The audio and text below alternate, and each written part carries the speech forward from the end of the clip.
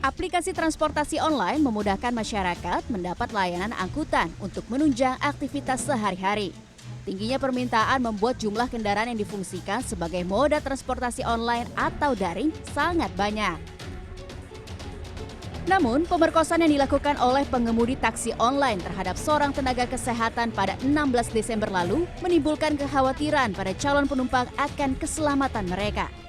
Ya, jadi sebenarnya ada beberapa cara yang bisa kita lakukan untuk memastikan bahwa perjalanan kita menggunakan transportasi online seperti mobil ini misalnya lebih aman dan juga nyaman. Salah satunya adalah memastikan identitas dari pengendara yang akan membawa kita ke tempat tujuan sama dengan yang ada di aplikasi di handphone kita.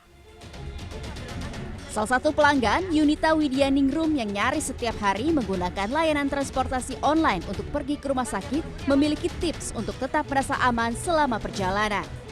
Oh iya, yang kemarin ya, sempat denger sih. Merasa khawatir nggak sih jadinya menggunakan transportasi daring gitu? Ya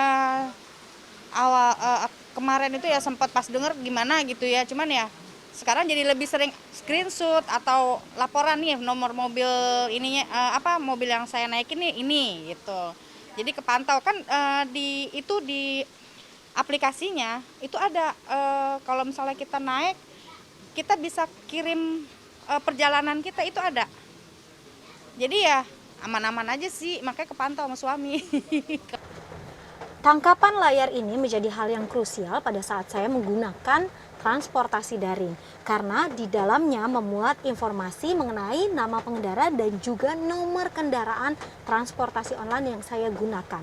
Hal ini setidaknya bisa menjadi salah satu cara agar saya bisa merasa aman saat saya menggunakan transportasi online di malam hari sebagai seorang perempuan. Senada dengan Nita, Pipit yang juga kerap menggunakan jasa transportasi online mengatakan ia punya trik tersendiri agar merasa lebih aman. Biasanya saya komunikasikan sama keluarga di rumah, plat nomor mobil drivernya juga screenshot dan kirim ke keluarga yang ada di rumah supaya yang di rumah juga tahu siapa yang antar saya. Handphone selalu nyala, jadi bisa komunikasi kalau ada terjadi apa-apa, bisa langsung komunikasi ke keluarga. Nah, memastikan Anda selalu berkomunikasi dengan orang terdekat ataupun pihak keluarga bisa menjadi salah satu upaya untuk menjamin keselamatan Anda selama berkendara menggunakan transportasi online atau daring. Gojek melalui rilis tertulis mengutuk dugaan kekerasan seksual yang dilakukan bekas mitranya tersebut.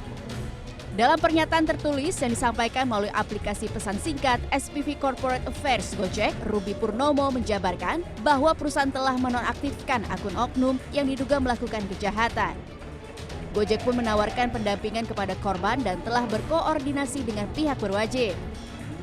Gojek juga mengimbau agar para konsumen memanfaatkan tombol darurat atau menghubungi call center Gojek apabila menemukan pelanggaran yang dilakukan mitra Gojek dan membuat konsumen tidak nyaman.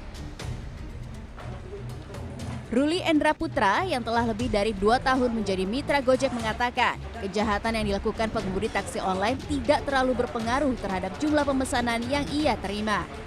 Namun, ia mengakui pelanggan kini lebih waspada saat menggunakan jasanya. Selama ini sih belum ya.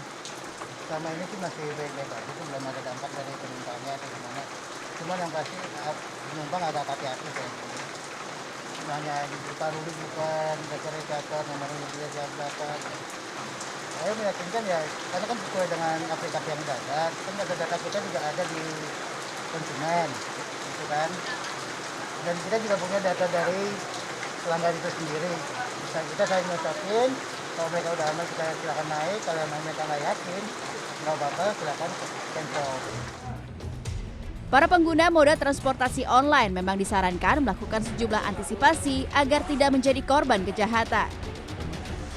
Training Director Safety Defensive Consultant Indonesia (SDCI) Sony Susmana mengatakan, menggunakan layanan transportasi online yang resmi adalah langkah awal untuk menjamin keamanan penumpang. Namun, kejahatan juga bisa terjadi karena adanya kesempatan.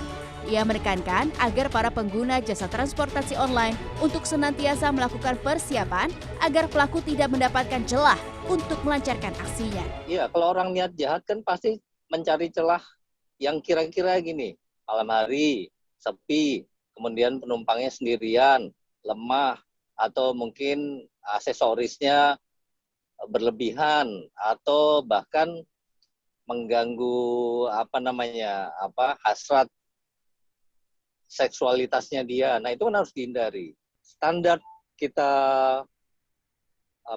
menjadi penumpang taksi itu paling tidak melihat sisi keamanannya. Untuk menghindari kejahatan, paling tidak memfoto nomor polisi, kemudian pengemudinya, dan itu dikirim kepada kerabat terdekat.